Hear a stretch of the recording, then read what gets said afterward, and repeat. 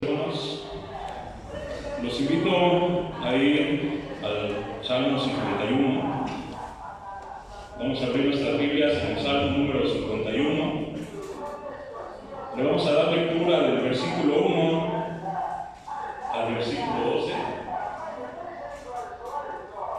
Salmo 51, del versículo 1 al versículo 12. Cuando encontremos esta porción de la palabra de nuestro Dios, nos ponemos de pie por reverencia a ella. Lo vamos a leer de una manera alternada, hermanos. Comienzo yo en el primer versículo, ustedes en el segundo, y nos unimos todos en el versículo número 12. La palabra de Dios dice así: Ten piedad de mí, oh Dios, conforme a tu misericordia, conforme a la multitud de tus piedades, borra mis rebeliones.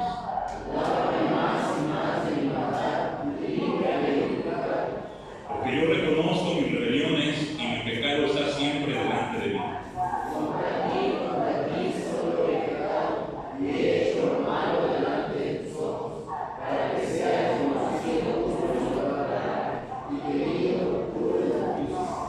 He aquí que en maldad he sido formado y en pecado me concibió mi madre.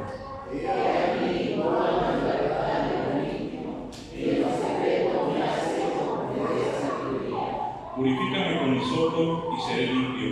Lávame y seré más blanco que la nieve.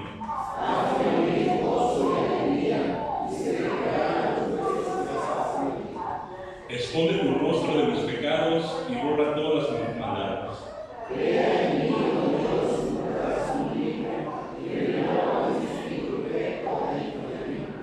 No me eches delante de ti y no quites de mí tu Santo Espíritu. Todos juntos. Vuélveme el gozo de tu salvación y espíritu noble de tu sustento. Vamos a hablar nuevamente. Padre eterno, te agradecemos, mi Señor, por este tiempo en el que nos permites meditar en tu palabra, mi Señor. Padre, te pedimos, mi Señor, con un corazón sincero, que sea tu Santo Espíritu quien habla en nuestras vidas, mi Señor. Obra en cada área, mi Señor, en donde te estamos fallando, Padre. Habla a nuestra vida, mi Señor, por medio de tu palabra. Ayúdanos, mi Señor, a conocer qué quieres de nosotros, Padre. Permítenos tener un corazón abierto, un corazón sincero para poder escuchar tu mensaje y para poder por obra lo que tú quieres que hagamos, mi Señor. Permítenos ser cada vez más semejante a ese hijo tuyo, mi Señor. Permítenos desarrollar su carácter, Padre. Permítenos, mi Señor, ser unos imitadores de Cristo, Padre. Santifícanos por medio de tu palabra, mi Señor. Que tu Espíritu obre en nuestras vidas, mi Señor. Guíate, Padre, a cada una de ellas, mi Señor. Señor, que solamente tu nombre sea glorificado en esta tarde, Padre. Te pido, mi Señor, que solamente yo sea un instrumento, Padre, para que seas tú, mi Señor, quien lleve tu mensaje, Padre.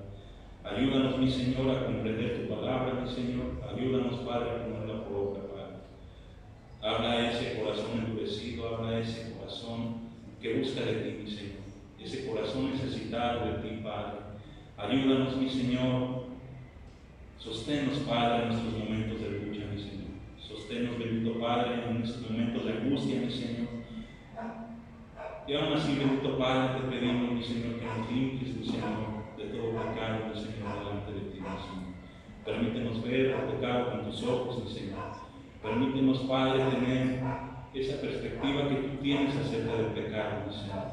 Quita de nuestra vida toda irreverencia delante de ti, mi Señor. Te lo pido en Cristo Jesús. Amén. ¿Pueden tomar asiento, hermanos? Dentro de las tradicionales mañaneras de nuestro presidente de México, en esta semana le hicieron una pregunta. Un reportero le hizo una pregunta muy directa. ¿Usted profesa la fe católica? ¿Usted es católico? A lo que la respuesta del presidente fue muy directa. Y voy a citar las palabras que dijo: soy cristiano. En la iglesia evangélica hay una denominación cristiana. Mi cristianismo tiene que ver con Jesús, porque soy su seguidor. Soy seguidor del pensamiento y de la obra de Dios. Creo que Él es el luchador social más importante que ha habido en la tierra. Por eso los poderosos de su época lo seguían, lo espiaban y lo crucificaban, porque él era amor y profesaba un profundo amor a los pobres, débiles y humildes. Si todos fuésemos cristianos, aunque en un sentido lo somos, porque somos humanos, el cristianismo es un humanismo. Viviríamos en una sociedad mejor. Tenemos que analizar a la luz de la palabra de Dios a todo aquel que profesa el nombre de Jesús. Si Él fue comprado por la sangre del Señor Jesús, solamente Dios lo sabe. Mi tarea es analizar qué es lo que el hombre está diciendo acerca de mi Señor y Salvador. En ningún momento de su discurso mencionó el pecado. Él solamente presentó al mundo a Jesús como un gran luchador social. Jamás lo presentó como el Salvador, como el Redentor. Jamás mencionó el pecado. Y dentro de la iglesia evangélica, dentro de la iglesia cristiana, hemos tenido esa irreverencia que este mandatario presentó ante muchos oyentes, ante mucha audiencia, porque es un video que se viralizó enseguida. Y aún en la iglesia evangélica hemos perdido esa irreverencia ante un Dios inmensamente santo, hermanos.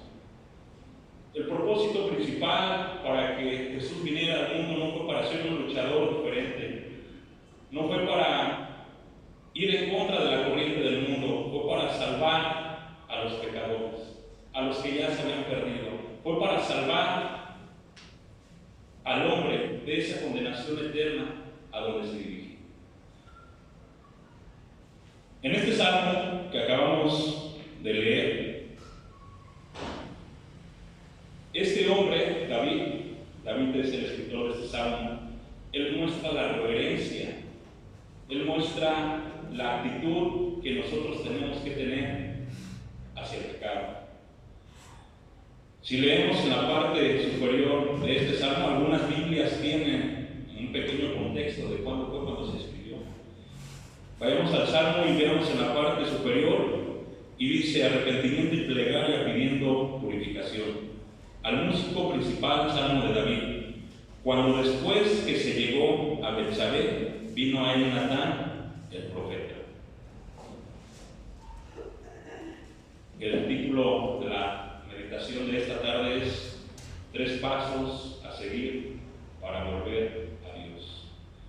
Dentro de este salmo podemos encontrar una estructura, se las voy a dar rápidamente. Del versículo 1 al versículo 12 es la petición de perdón. Del versículo 3 al versículo 6, la confesión. Del versículo 7 al versículo 12, súplica por purificación. Del versículo 13 al 17, la petición de servicio. Y del versículo 18 y 19, la petición de restauración al pueblo. Pero hoy solamente nos vamos a enfocar en los primeros 3 pasos. 3 pasos a seguir para volver a Dios. Este salmo surge como consecuencia de un pecado, o de pecados de David, en específico el pecado de adulterio y el pecado de asesinato. Quedándose David en su palacio, eso nos lo narra en 2 de Samuel, no vamos a ir ahí, solamente es para poner un poco de contexto. Y les voy a pedir que guarden esto en su corazón, hermanos, porque en esta situación fue donde el salmista escribió este salmo. Él se encontraba en su palacio, en la terraza, no había ido a la guerra como los otros reyes. Él se encontraba paseando en su terraza cuando de pronto vio a una mujer bañándose. Él no hizo lo que debía de hacer, darse la media vuelta y desviar la mirada. Él simplemente se quedó observándola, la deseó. Usó de su poder para traerla a su presencia. Y aunque fue advertido de que ella era una mujer casada, esposa de un hombre que se llamaba Urías, que era parte del ejército de David, que se encontraba en ese momento combatiendo, a David no le importó. Fue traída a ella y la tomó por mujer. Sorpresa, quedó embarazada.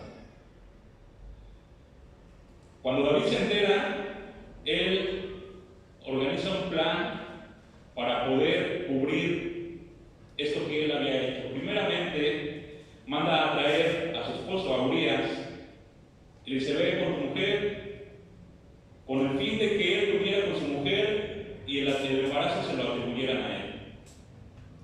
Urías no lo hizo, pues él tenía ese temor, él tenía él estaba completamente entregado a su servicio, porque él no fue a su casa, él se quedó a las puertas. Al ver David que él no había acudido a su casa para dormir con su mujer, ideó otro plan: emborracharlo, para ver si así se llegaba a su mujer. Tampoco lo consiguió. Por último, ideó un plan, el cual acabaría con la vida de Urías. Urías mismo llevó la carta al general del ejército de David, de nombre Joab, el cual tenía una instrucción muy precisa: ponlo al frente de la batalla y nadie lo proteja, con el único fin de que él fuera. Urías murió. La mujer concibió, la mujer con el tiempo desarrolló su panza, y para aproximadamente después de un año, cuando David pensó que se había salido con la suya, cuando David pensó que había resultado su plan, Dios envía a un profeta de nombre Natán a la vida de David. Este profeta le dice una parábola: hay un hombre muy rico que tiene un gran rebaño, y hay un hombre pobre que solamente tiene una oveja a la cual ha cuida. Resulta que llegó un invitado hacia el hombre rico, y en lugar de tomar una oveja de su rebaño, tomó aquella única oveja que el hombre pobre tenía. David, apelando a su justicia, mostrando su justicia, dijo: el tal hombre debe de morir. El profeta le dice: ese hombre eres tú. Imagínense ustedes cómo se sintió el profeta al ver que lo que él pensó que había pasado desapercibido para muchos, aunque tal vez había rumores, de que el hijo de Betsabé no era de Urías, porque haciendo cuentas, él se encontraba en el campo de guerra. Tiempo después de que David la tomó, tal vez muchas conclusiones confirmaron lo que habían pensado. Este hijo era de David, y David pensó que se había salido con la suya, pero no fue así. Delante de los ojos de Dios no fue así. Él envió a un profeta para decirle: yo estoy al pendiente de lo que tú hiciste. Esto que tú hiciste no ha pasado por algo. Y en este contexto es que el salmista escribe esta porción de la palabra, y veamos cómo comienza escribiendo este salmo. Versículo 1: ten piedad de mí, oh Dios, conforme a tu misericordia, conforme a la multitud de tus piedades, borra mis rebeliones. Fue tan evidente ante los ojos de Dios el arrepentimiento que tuvo David. El Señor lo perdonó. En su gran misericordia, el Señor lo perdonó. Pero el pecado que él había cometido no iba a pasar por alto, iba a tener su justa retribución. David no se glorió de su pasado. David no se presentó ante el Señor y le dijo: Señor, yo soy aquel hombre, aquel pequeño que derribó a Goliat. Yo soy aquel hombre que defendió tu nombre. Yo soy aquel hombre que hizo grandes proezas para salvar a tu pueblo. Yo soy aquel gran hombre que tú le llamaste un hombre conforme al corazón de Jehová. David no recurrió a sus credenciales para poder presentarse delante de la presencia de un Dios inmensamente santo. David conocía la gran misericordia de Dios. David conocía este atributo maravilloso de nuestro Dios.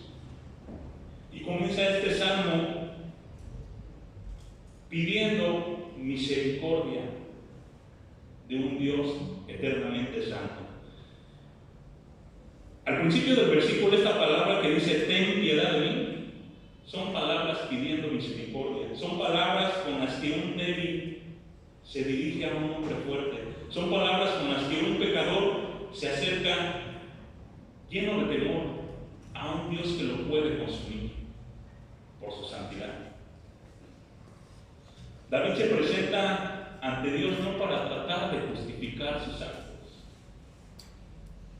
Es que por aquella se desnudó. No se presenta David para justificar sus actos. Ni se presenta para buscar algún tipo de defensa a su favor. Él sabía perfectamente lo que él había hecho. En el mismo versículo, la última palabra que tenemos como rebeliones, esta palabra rebelión es una palabra hebrea, es la palabra hebrea pesha, que significa pecar conscientemente. David sabía perfectamente lo que él estaba haciendo. Y la palabra que antecede esta palabra rebeliones es borra mis rebeliones. Esta palabra borra es igual una palabra hebrea del verbo maca, y es una palabra que se utiliza para referirse a un exterminio total, a una destrucción por completo. Lo que David le está diciendo a Dios es: Señor, tú conoces todos mis pecados, cada uno de ellos. Por tu misericordia te pido que borres cada uno de ellos, extermínalos, bórralos, que no quede huella de ellos, no solamente los cubras, bórralos. Si lo trasladamos a nuestros días, Señor, destruye el acta que me está acusando delante de ti. Destruye esos libros en donde está cada uno de mis pensamientos. Destruye libros en donde está cada uno de mis pecados. Destrúyelos, Señor. En una época moderna, Señor, selecciona todo y borra, que no quede rastro. Borra mis rebeliones. Borra lo que yo hice conscientemente. Quítalo de mi vida. David no solamente estaba pidiendo perdón de Dios, David estaba pidiendo que destruyera toda evidencia que lo acusara delante de Dios, conforme a la misericordia de Dios. Este era un arrepentimiento genuino que tenía David, comparado con el arrepentimiento que tuvo Pedro cuando lo negó 3 veces. Dice la Escritura que después de haberlo negado 3 veces, Pedro salió y lloró amargamente. Hubo la evidencia de un verdadero arrepentimiento.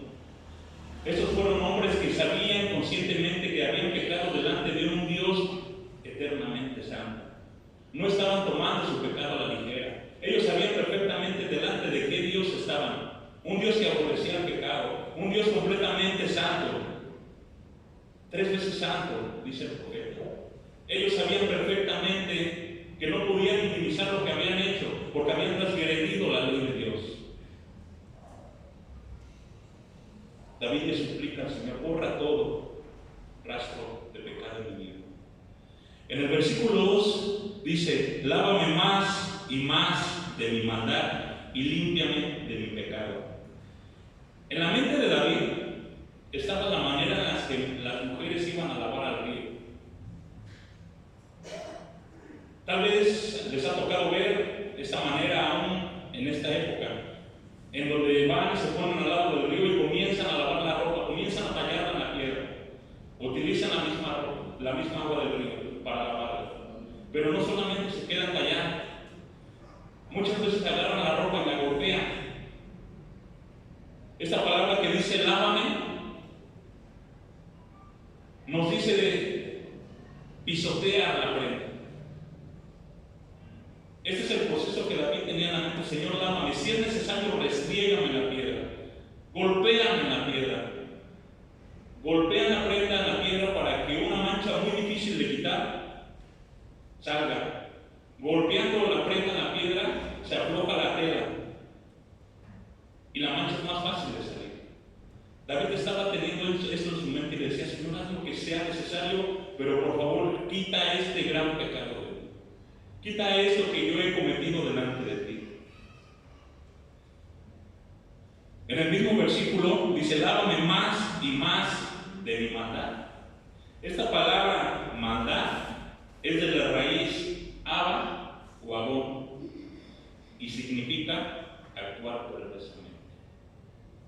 Señor, lávame de haber actuado perversamente. Él tenía muy en cuenta lo que había hecho. Él había pecado conociendo lo que estaba haciendo delante de Dios. Esta es la primera parte de los 3 pasos a seguir. La petición por perdón. Señor, perdóname por lo que he hecho. Límpiame porque he pecado conscientemente delante de ti. Lo he hecho sabiendo que tú eres un Dios inmensamente santo. Lo he hecho sabiendo que al pecar estoy violando la ley que tú pusiste como estándar de tu santidad. Al pecar, yo comprendo que estoy haciendo lo contrario que tú esperas de mí. El segundo punto es la confesión y va del versículo 3 al versículo 6. Dios tiene el conocimiento exacto de cuántos pecados hemos cometido. Dios conoce cada uno de ellos. Dios conoce cada uno de nuestros pensamientos más profundos. Dios conoce cada uno de esos actos que a lo mejor nosotros ya no nos acordamos, pero Él los tiene muy presentes. Si bien Él tiene el conocimiento de todos los pecados que hemos cometido, Dios quiere que en una actitud de verdadero arrepentimiento le confesemos nuestros pecados. Él quiere que de nuestra propia boca salga lo que hemos cometido delante de Él, lo que hemos hecho mal delante de sus ojos. La confesión no es presentarse delante de Dios en oración, en la noche, en la mañana, en cualquier momento, y decir: Señor, perdóname por mis pecados. Perdóname porque pequé contra ti y por cada uno de ellos perdona. No es así la confesión que Dios quiere. Esto es simplemente tener una teología correcta. Esto simplemente es saber que hemos pecado delante de un Dios santo. La confesión es ponernos delante de Dios, decirle lo que Él ya sabe y ponerle nombre a los pecados. Señor, perdóname por mi vida. Señor, perdóname porque dije algo mal a mis hijos. Ponerle nombre al pecado. Esa es la confesión. Es asumir la responsabilidad y llamarla como Dios lo llama. El Señor es muy específico. No robarás. El hermano nos guía en la lectura bíblica, en los 10 mandamientos. Y el Señor es muy específico en las cosas que no le agradan, porque estableció un su ley. Y durante toda la Escritura llama al pecado por su nombre. No habla en sentido general. En el versículo 3, David toma esta actitud, dice: porque yo reconozco, ahí está la confesión, porque yo reconozco mis rebeliones y mi pecado está siempre delante de mí. Esta palabra reconozco viene del hebreo yada, que significa comprender, saber, entender, porque yo comprendo que he hecho lo malo delante de ti, le está diciendo el salmista. Yo sé lo que hice, yo comprendo lo que hice. La confesión sincera de David lo libró de la muerte.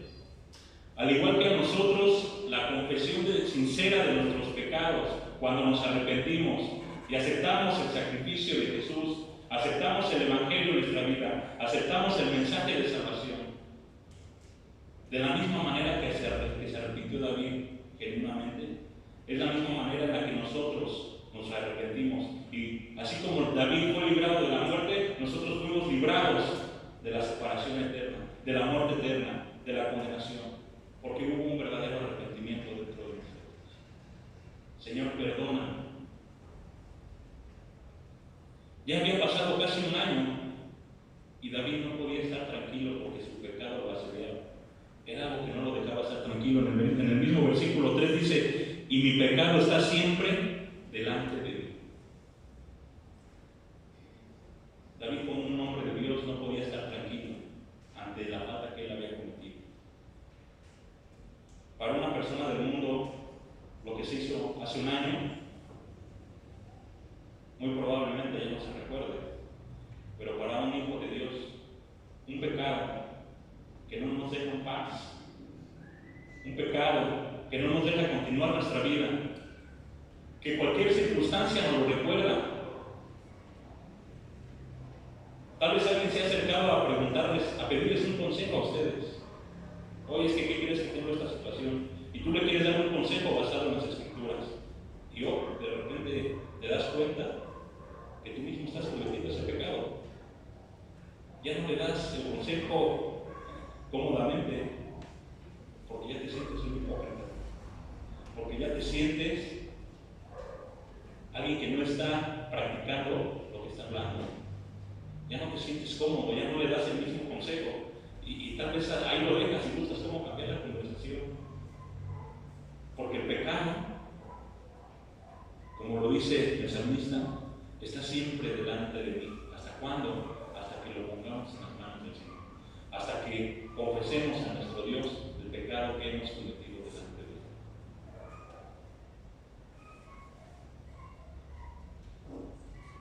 Ese pecado de David aún no había caracterizado su corazón, aún seguía muy latente. David sabía el daño que le había hecho a Betsabé. David sabía el daño que le había hecho a Urias. David sabía el daño que le había hecho a la misma nación de Israel. David sabía el daño que le había hecho a su propia familia. Contra ellos es con los que había pecado, pero David conoce verdaderamente contra quién es contra quien pecamos.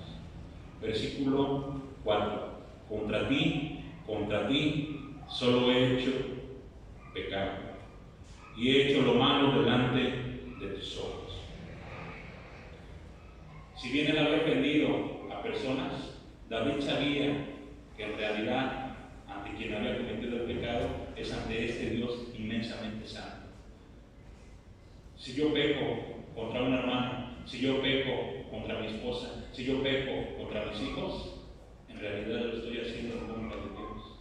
En realidad estoy ofendiendo la santidad de este Dios inmensamente santo. Si actuamos sin tomar en cuenta a nuestro Dios, podemos caer en una irreverencia. Si nosotros no tomamos en cuenta que un Dios inmensamente santo nos está observando las 24 horas, nos está analizando lo más profundo de nuestros pensamientos, si nosotros no tenemos ese conocimiento que tuvo el salmista aquí, en el mismo versículo dice: y he hecho lo malo delante de tus ojos. Él estaba avergonzado de lo que había hecho. Él sabía que mientras él estaba cometiendo ese pecado, Dios estaba presente, Dios lo estaba observando.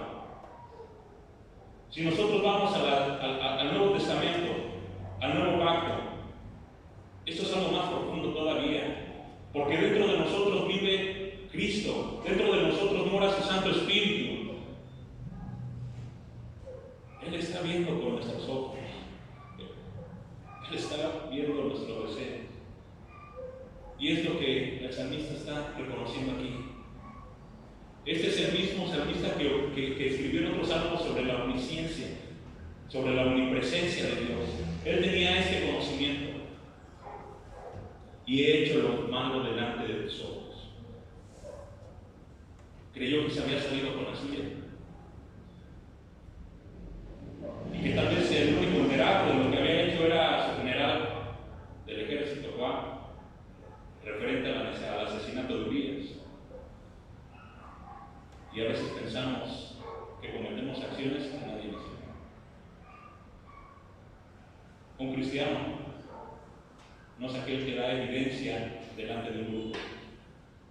Un cristiano es aquel que da evidencia, da irreverencia, aún estando solo. ¿Qué hacemos cuando estamos solos? ¿Qué pensamos cuando estamos solos? ¿Qué vemos cuando estamos solos? Dios lo sabe, porque lo estamos haciendo delante de su presencia. Y es lo que el salmista aquí conocía. He hecho lo malo delante de tus ojos. Tengo vergüenza de lo que he hecho, Señor, porque tú estabas presente.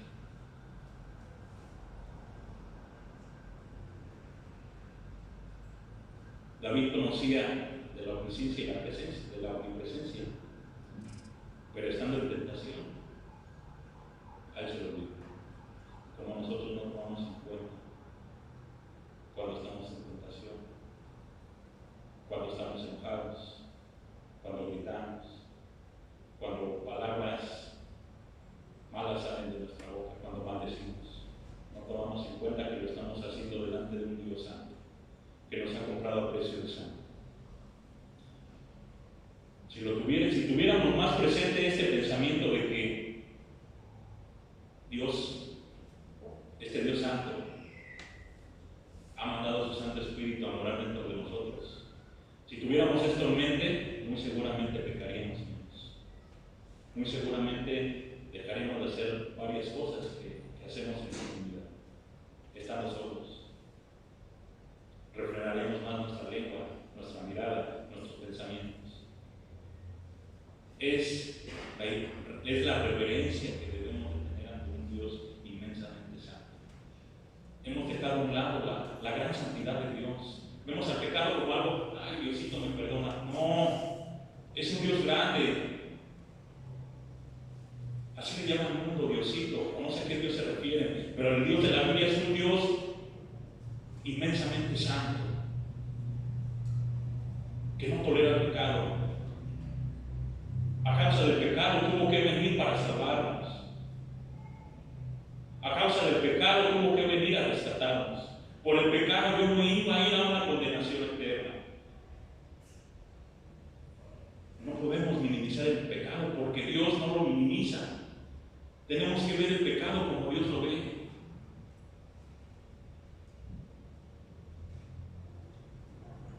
En esa confesión por parte de David, él acepta las consecuencias que iban a venir a su vida. Él acepta lo que venía por parte de un Dios justo. En el mismo versículo 4, en la segunda parte, dice: para que seas reconocido justo en tu palabra y tenido por puro en tu santo juicio.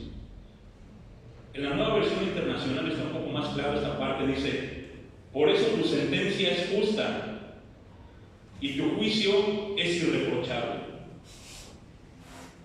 David tenía en mente de que lo que Dios había decidido, si bien ya lo había perdonado, Dios no iba a pasar por alto su pecado, él lo iba a recibir. ¿Por qué? Porque él sabía que había sido declarado culpable delante de este Dios. David pudo haber actuado negando esa acusación, diciéndole al profeta: no, tú que vas a saber que no estabas ahí, eres un mentiroso. A ver, dime dónde lo dice, dime qué credenciales traes para que tú me digas que vienes por parte de Dios. David pudo haber usado de su poder como lo hizo con Elizabeth. David pudo haber abusado de su poder y haber dicho a cualquiera de sus soldados: sáquenme a este hombre y elimínenlo. No fue así. David aceptó su culpa y dijo: Señor, he pecado delante de ti, he transgredido tu ley, perdóname.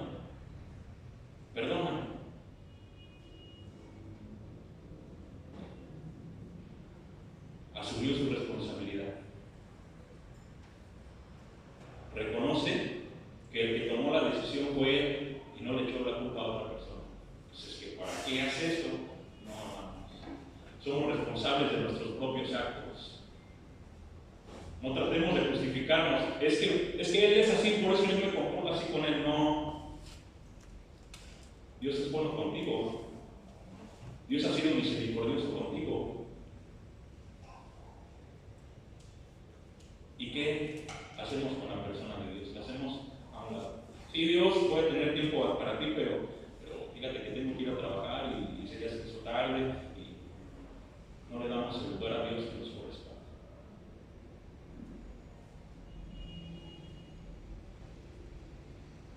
Esa reacción que tuvo David ya no fue la misma de cuando se le presentó el profeta. No, pues el tal hombre muera. Él no. Aquí David ya había tenido un arrepentimiento genuino. Perdóname, Padre, porque he pecado delante de ti.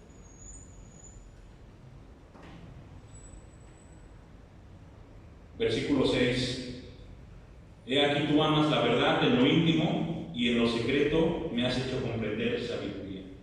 Dios ama cuando vamos delante de Él en lo secreto, cuando cerramos la puerta, cuando estamos en la intimidad con Él y nos presentamos sin maquillaje y nos presentamos sin apariencia. Es lo que está diciendo aquí el salmista. He aquí tú amas la verdad en lo íntimo, llamando al pecado por su nombre. Señor, he cometido, póngale el nombre que quiera, este pecado delante de ti. Señor, perdóname porque pasó esto y esto y esto y esto. Dios ama eso. Él nos conocía perfectamente antes de ser redimidos por la sangre de su Hijo. Él sabía perfectamente en qué condición nos rescató y aún así Él decidió amarnos. ¿Por qué debemos de avergonzarnos de ir ante nuestro Dios confesando el pecado por su nombre? Si Él nos conoció antes de ser comprados por su Hijo, ¿por qué debemos de avergonzarnos? Señor, te agradezco por tu infinita bondad y misericordia, porque hoy cometí este pecado delante de ti. Dios ama esto. No tratemos de poner maquillaje al pecado. Llamemos al pecado por su nombre, como Dios te llama, con una actitud reverente delante de Dios.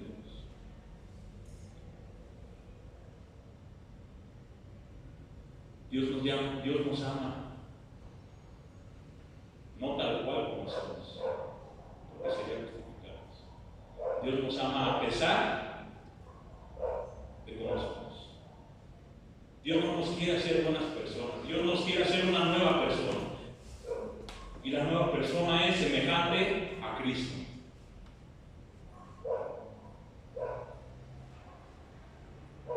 El pecado no solo arruinó la alma de David, sino también su salud.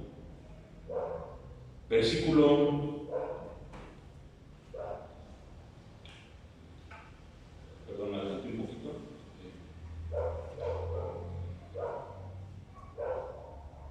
Dice,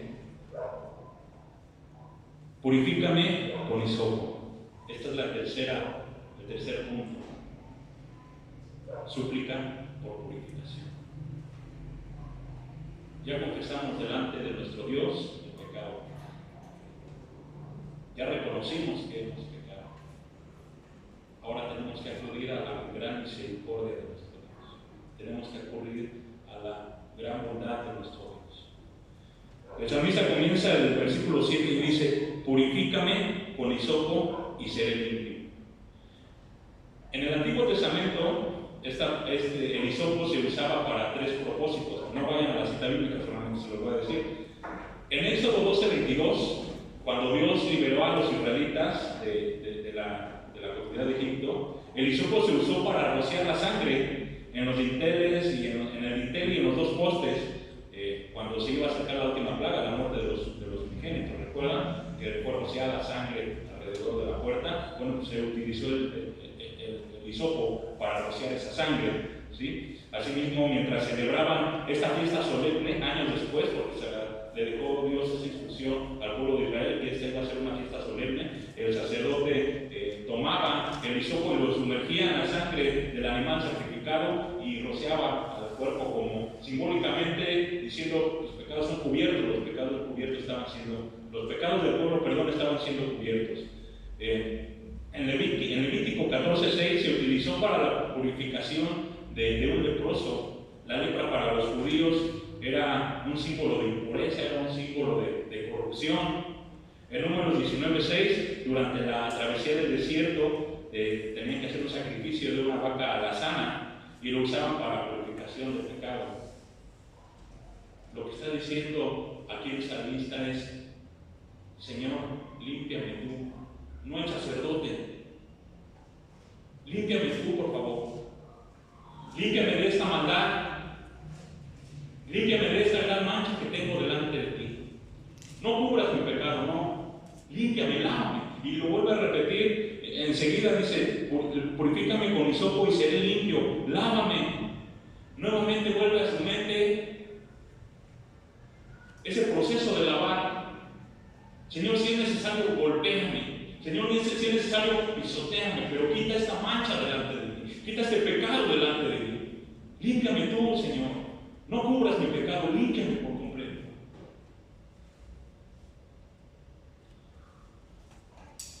Él comprendía que solamente el poder superior y divino de nuestro Dios podía hacerlo. Él le pedía a Dios que lo perdonara, que lo limpiara. Y asimismo, David le pedía a Dios que le trajera el gozo de estar en comunión nuevamente con Él. Versículo 8. Hazme oír gozo y alegría, y se recrearán los huesos que has abatido. El pecado no solamente había arruinado el alma de David, no solamente había afectado la comunión entre Dios y David, también su salud se había visto mala. En el versículo 8 dice: y se recrearán los huesos que has abatido. Vayamos al Salmo 32, número 3, por favor.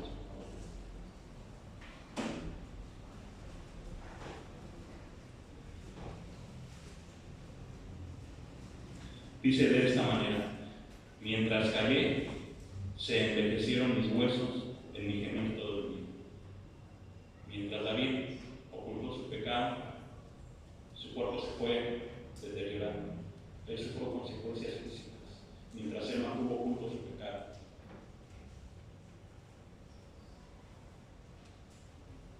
Regresando al Salmo 51, David comprendía que su vida era un desorden. A pesar de que él había sido llamado un hombre conforme al corazón de Jehová, a pesar de todo su pasado, él comprendía que su vida en ese momento era un desorden. Y nadie podía llenar ese vacío que él sentía, sino solamente Dios.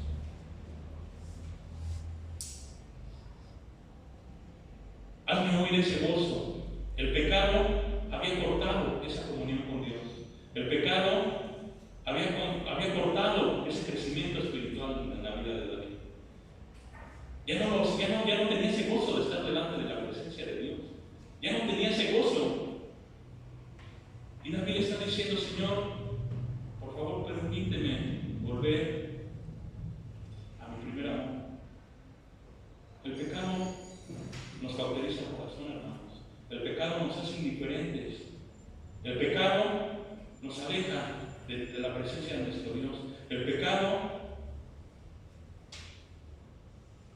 no permite que podamos acercarnos a Dios de una manera tranquila, de una manera aceptable. ¿Por qué? Porque sabemos que hay algo malo dentro de nosotros y necesitamos confesárselo. Señor, permíteme volver a ese gozo que yo sentía cuando tenía mi primer amor.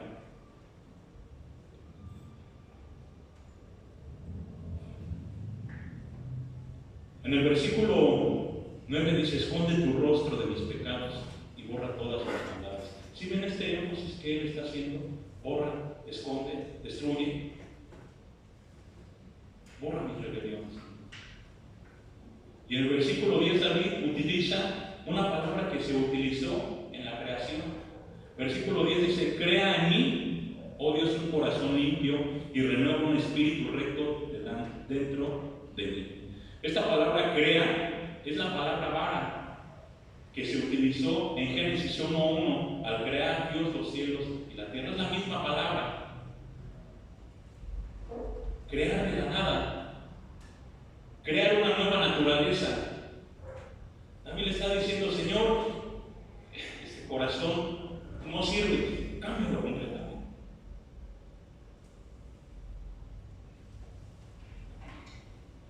Dale una nueva naturaleza a este corazón.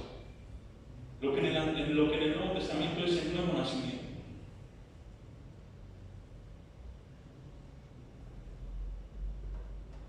David comprendió que necesitaba un cambio por completo. Y de alguna manera él estaba profetizando acerca de ese nuevo nacimiento que nosotros necesitamos.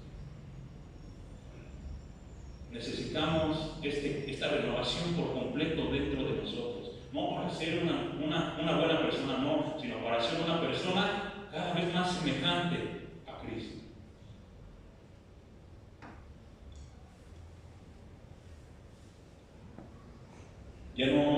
David ya no quería estar en esa situación en la cual el pecado lo llevó durante todo ese tiempo. Ya no quería que el Señor se apartara de la vida de David.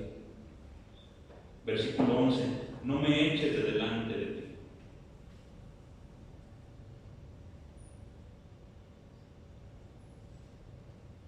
Han experimentado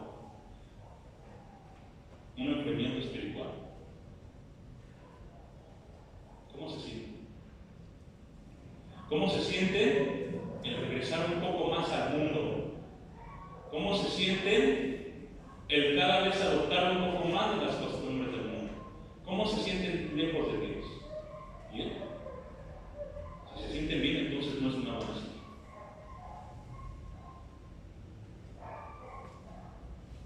De pronto nos damos cuenta que Dios es todo en nuestras vidas y que necesitamos de Él en todo momento.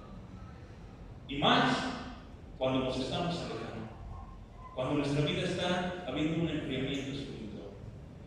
El salmista es lo que está diciendo aquí: no me eches de delante de ti. Por favor, Señor, agárrame, no me dejes ir. No permitas que yo me aleje. No permitas que estas decisiones que yo he tomado me alejen de tu presencia.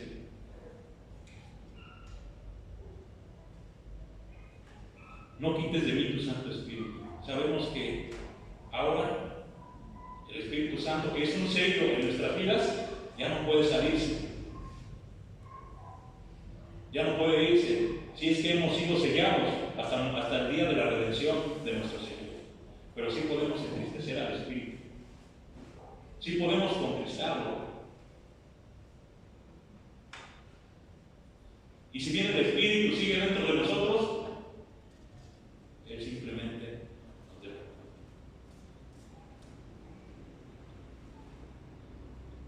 David, a causa de su pecado, se volvió frío e indiferente por el Señor. El pecado estancó la vida espiritual de David, como puede estancar nuestra vida espiritual. Dice su palabra que si confesamos nuestros pecados, Él es fiel y justo para perdonarnos y limpiarnos de toda maldad.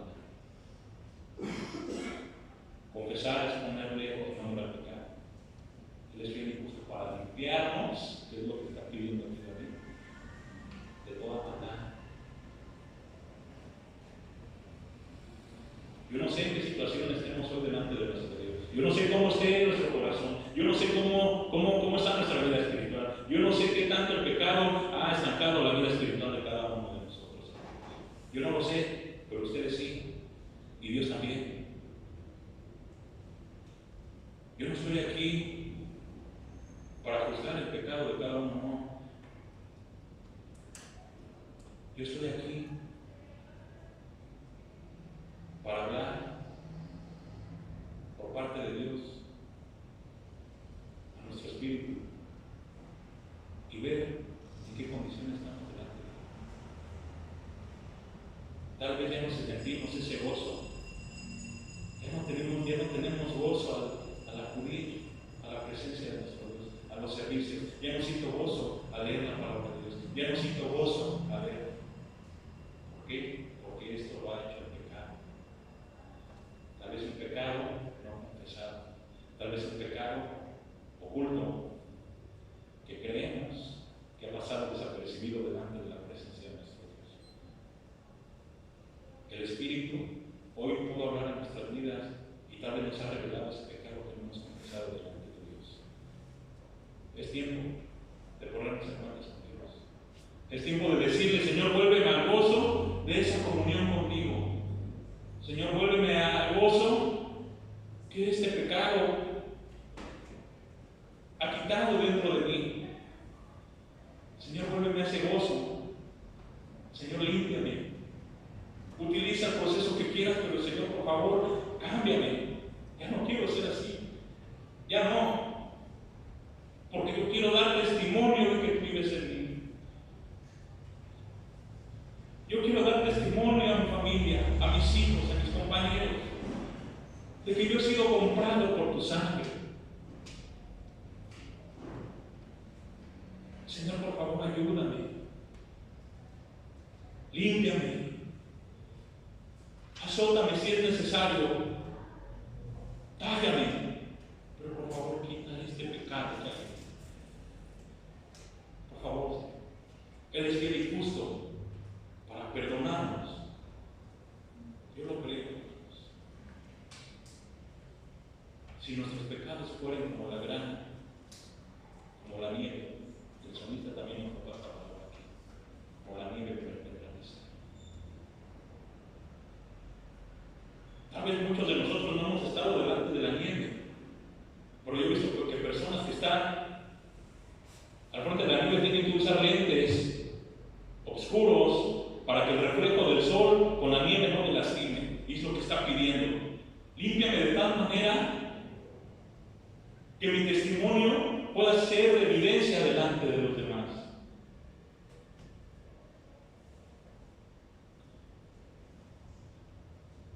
Cada quien conoce sus pecados. Y la invitación en esta noche es acudir a este Dios inmensamente santo.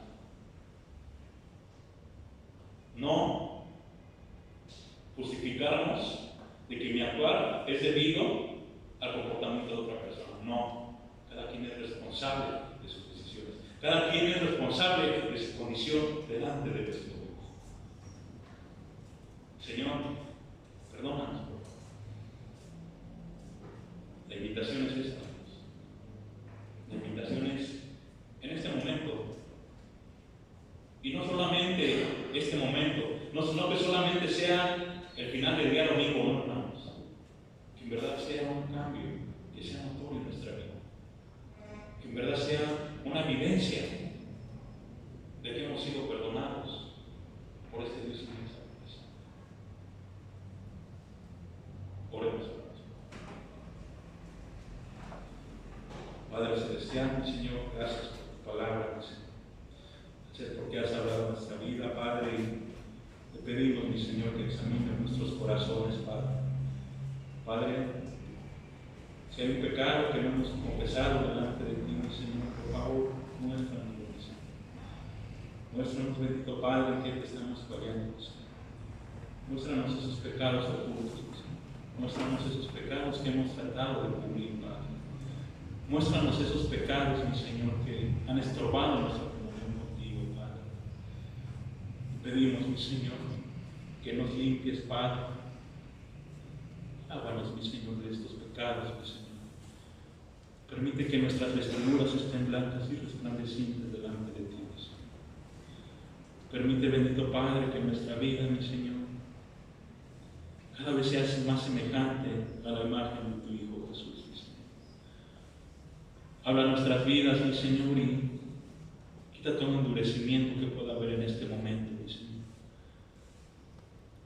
Permite, Padre, que este sea, mi Señor, el punto de partida, mi Señor, para que en nosotros pueda haber ese cambio que tú anhelas en nuestras vidas, mi Señor. No fijarnos, bendito Padre, en nuestro alrededor, no poner los ojos en el actuar de los demás, sino enfocarnos en cómo estamos delante de ti, Padre. Enfocarnos en nuestra comunión contigo, mi Señor. Perdónanos, bendito Padre, mi Señor, porque ciertamente te hemos fallado, mi Señor. Como persona, como individuo, como iglesia, mi Señor. Te hemos fallado, mi Señor, y en tu misericordia, Padre, el día de hoy nos has hablado y nos has dado una nueva oportunidad para ponernos a cuentas contigo. Vuélvenos a ese gozo, mi Señor. Vuélvenos, Padre, a esa comunión espiritual, mi Señor, que hemos perdido, la cual hemos permitido por darle entrada al pecado en nuestras vidas, mi Señor. Padre, ayúdanos, mi Señor. Te lo pedimos en el bendito nombre de Jesús. Amén.